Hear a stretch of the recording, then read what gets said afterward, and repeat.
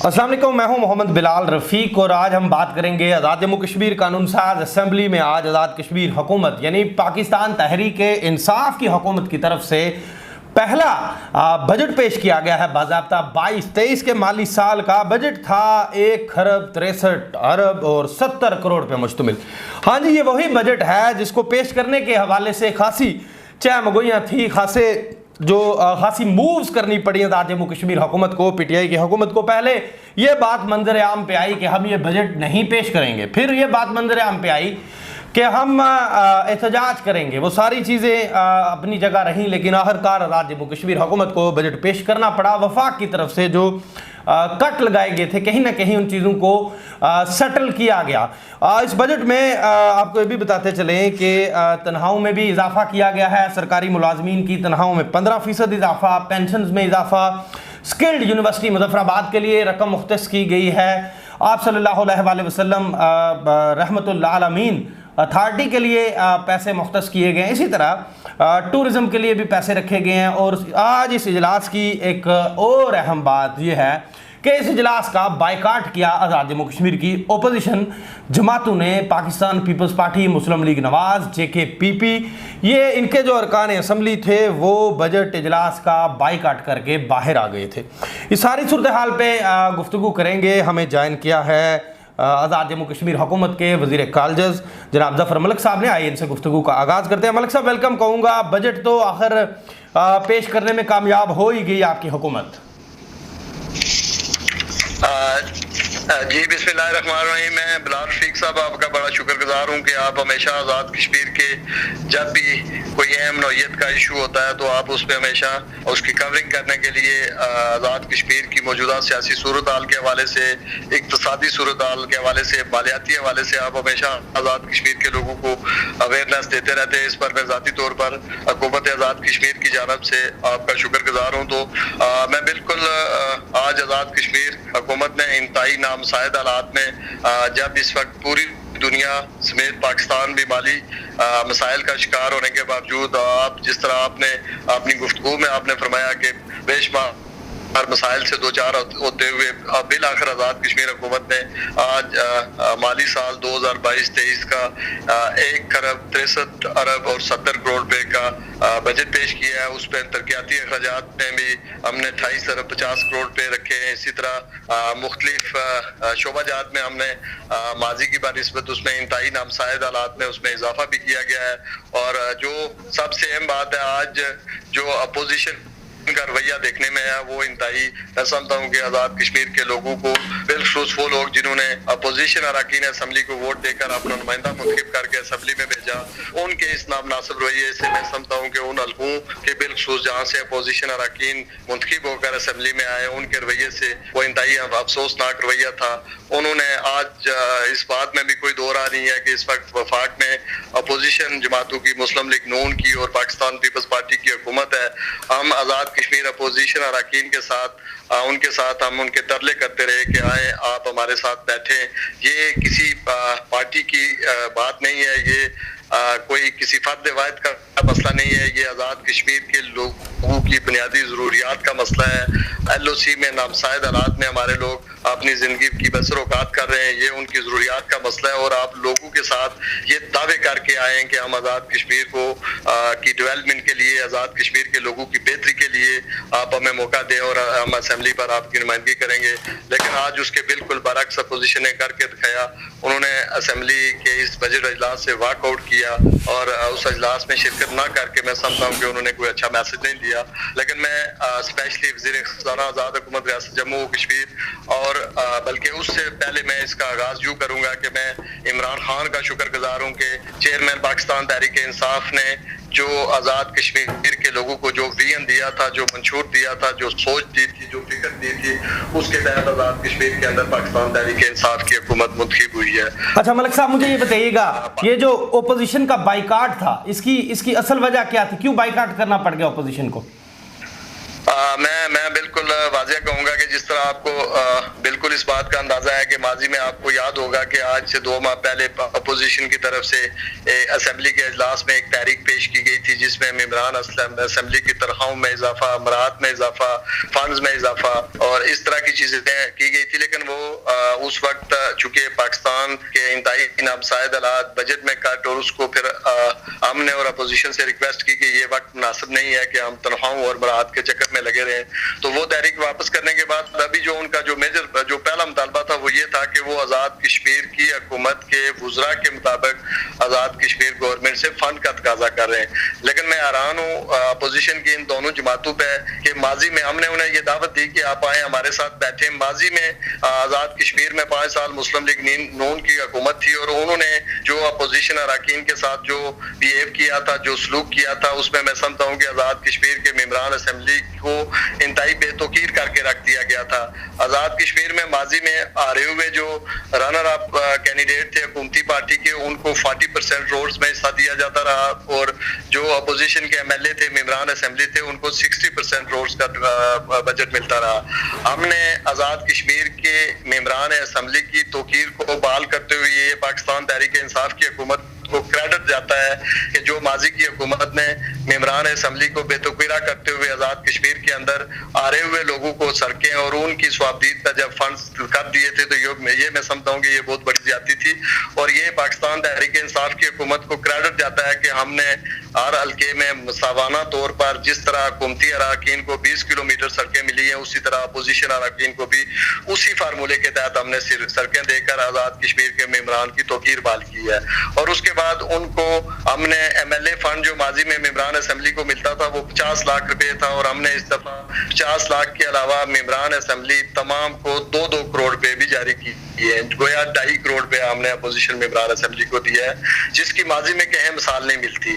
लेकिन ये चूंकि सारे पुराने सियासतदान हैं, अपोजिशन में ऑलमोस्ट जो है वो पुराने साबिक वुज़राए आज़म बैठे हुए हैं और वो आज़ाद कश्मीर हुकूमत को ब्लैकमेल करते हैं और हमें वो मुख्तलिफ तरीकों से दबाने की कोशिश करते हैं, जिस पर मैं अल्लाह के फजल करम से इस बात का भी हमें यकीन है कि आज़ाद कश्मीर के अंदर इमरान खान की एक टीम है और वो हमारी टीम के कैप्टन है और उसके खिलाड़ी हम आज़ाद कश्मीर हुकूमत की नुमाइंदगी करते हैं। ना किसी के डर खौफ में आएंगे, ना किसी की ब्लैकमेलिंग में आएंगे, बल्कि वही फैसले करेंगे जो आज़ाद कश्मीर की आवाम और आज़ाद कश्मीर के लोगों की बेहतरी के लिए हो। अच्छा जफर मलिक साहब, इस बजट में बड़ा मंसूबा क्या दिया हुकूमत ने? कुछ बड़ा क्या करने में कामयाब हुआ?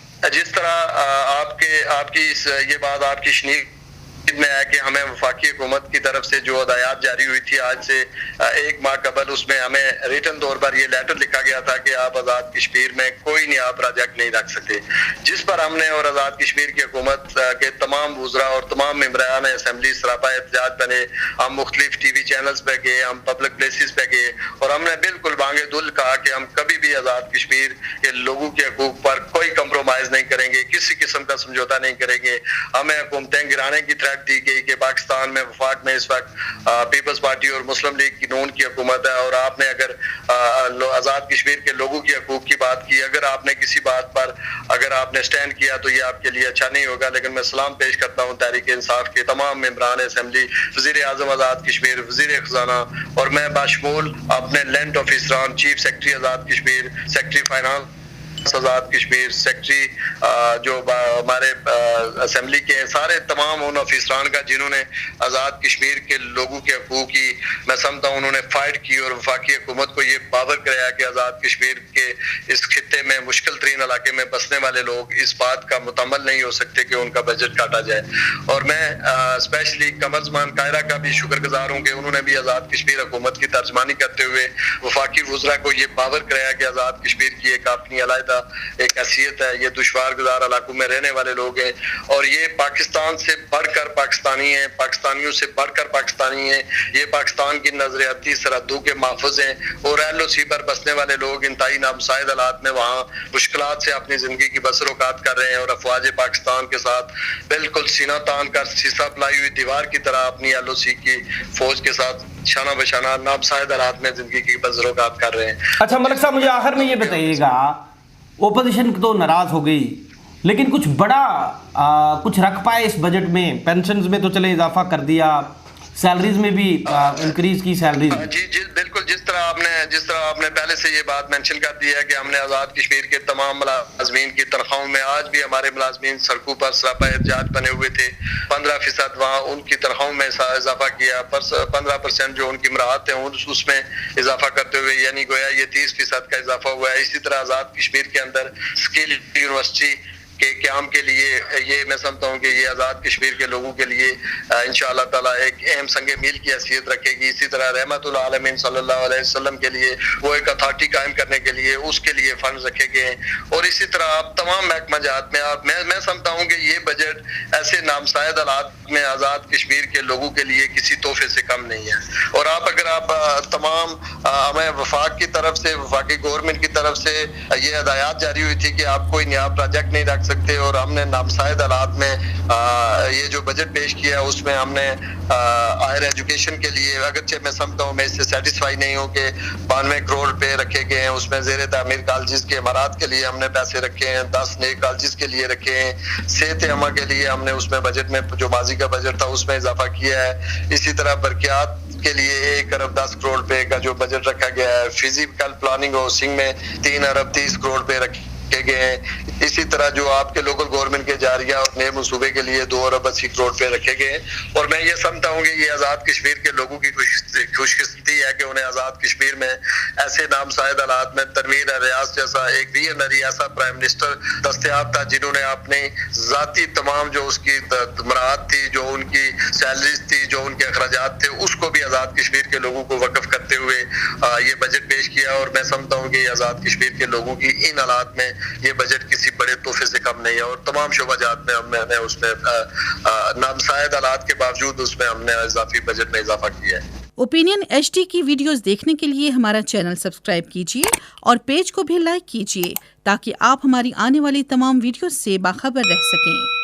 जी वेलकम बैक। इस वक्त हमें ज्वाइन किया आज़ाद जम्मू कश्मीर कानून साज असम्बली के रुकन सीनियर पार्लियामेंटेरियन हैं, साबिक स्पीकर हैं कानून साज असम्बली के शाह गुलाम कादर साहब। आइए इनसे गुफ्तगू करते हैं। शाह साहब वेलकम कहूँगा। हुकूमत आज़ाद कश्मीर तो कह रही है बड़ा अच्छा बजट पेश कर दिया हमने, अपोजिशन ने बिला वजह बाइकाट कर दिया है, वावेला है ये, इस पर क्या कहेंगे?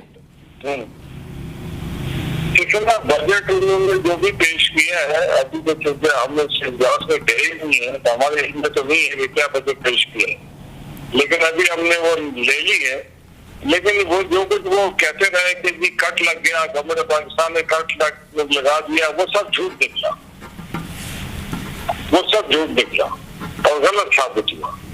तो इसलिए उनको फंड पूरे रिलीज हुए, लेकिन उन्होंने अपोजिशन के साथ जो मुआहदे भी किए थे उसकी भी खिलाफवर्जी की। जो आज़ाद कश्मीर के हाई कोर्ट और सुप्रीम कोर्ट ने जो फैसले दिए उसकी भी खिलाफवर्जी की। फिर साथ साथ जो हमारे असेंबली में जो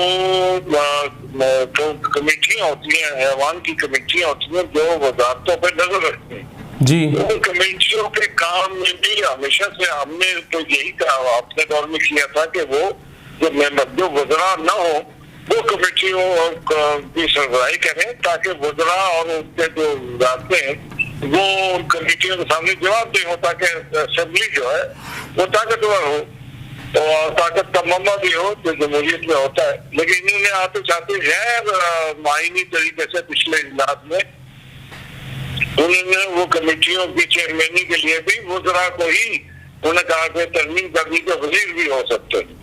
हमने उसका बाइकआउट कर दिया, तो अभी तक हमारा बाइकआउट जारी है। और हम तो कहते हैं कि आप आईन के मुताबिक और जो असेंबली के कवायद है उसके मुताबिक, जो असल रूल के मुताबिक काम करें, और उस पर लेकिन वो उस पर आते नहीं है और हमें वो चलाके दिखाने की कोशिश कर रहे हैं। तो वो चलाके चाहिए नहीं, इस पे तो अब आगे ओपोजिशन का क्या एक्टिविटी होगी इस पे? अब ये हो गया, बाइकाट कर दिया, बस बाइकाट ही रखेंगे? अभी तो देखे ना, वो उनके साथ तो हमने आज बाइकाट किया और उनको हमने अपनी शराइत बता दी। अगर वो करते ठीक है, नहीं करते तो अभी हम उसका तो फिर अपना काम काज करेंगे जो हमसे हो सकेगा। और हम यहाँ इतने आसानी से 53 मेंबर्स में से 20 मेंबरान जब ऐवान से बाहर हो और ये कैसे असेंबली भी चलाएंगे और कैसे हुकूमत भी चलाएंगे, फिर अब देख लेंगे। हम तो इतना आसान तो काम नहीं है कि वो जो चाहे, ये बादशाह तो है नहीं कि बादशाह की तरह ये फैसले करेंगे। ये काम तो हम नहीं करने देंगे। तो फिर तो अवाम में जाना पड़ा, अवाम में भी जाएंगे, जैसे जुलूस करना पड़ा वो भी करेंगे। अभी तो हम चाहते हैं कि अवाम के अंदर जो है ये मामला जो है हल हो जाए, लेकिन शायद उनको अकल नहीं आ रही है अभी तक। लेकिन हुकूमत कहती है शाह साहब के ये अपोजिशन अरकान को बाइकाट नहीं करना चाहिए था, इजलास में आना चाहिए था, अपने लोगों का, उनके जो लोगों के मामलात हैं उनके लिए फंड्स में बैठना चाहिए था, जो कि बजट की एलोकेशन हो रही थी। ये तो बाइकाट करना अच्छी बात नहीं, लोगों को मुतासर करेंगे ये। ये तो कहने को और सुनने को तो बहुत अच्छी बात है। तो हम जो बाइकाट कर रहे हैं अपने आजाद कश्मीर के आवाम के हुकूक के लिए बाइकाट कर रहे हैं ना जी। हम तो, हमें कोई शौक तो नहीं, हम अपने लिए तो कुछ नहीं मांग रहे हैं कि हमें वजारतें चाहिए। अगर हमें वजारतें देनी होती तो फिर हम उनके साथ स्टार्ट में जाते या हमारे पार्टी के एमएलए जाते। ऐसी बात तो नहीं है।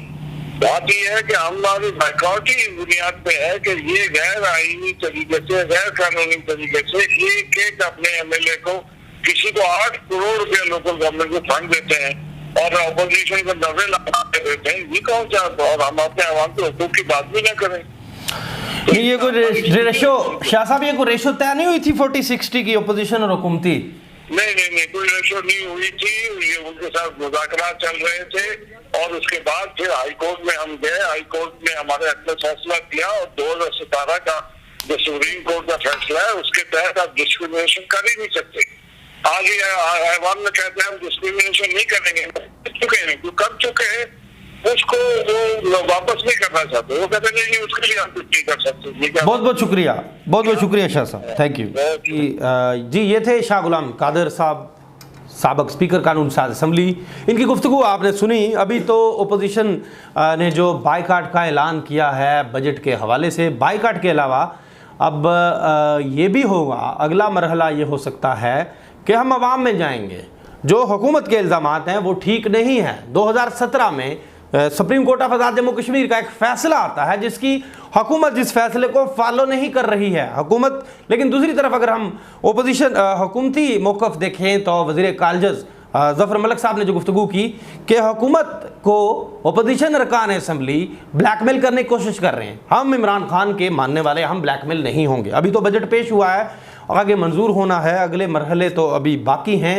देखिए अगले दिनों में क्या सेटल होता है ओपोजिशन और हुकूमत के दरमियान, वो भी सामने आ जाएगा। इसी के साथ मुझे नए वीडियो लाख तक के लिए दीजिए इजाज़त। अल्लाह हाफिज़।